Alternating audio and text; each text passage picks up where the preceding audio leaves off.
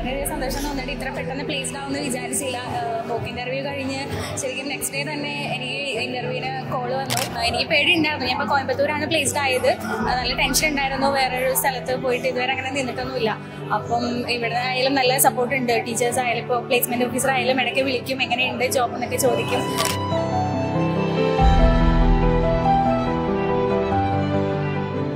Second ഇൻ്റർവ്യൂവിൽ തന്നെ placed ആയി. അപ്പോൾ ബാംഗ്ലൂരാണ്, പുതിയ ഭാഷയൊക്കെ പഠിക്കാം, ഇംഗ്ലീഷൊക്കെ കുറച്ചുകൂടി ഇമ്പ്രൂവ് ചെയ്യാം. അപ്പോൾ കിട്ടിയപ്പോൾ ഭയങ്കര സന്തോഷം.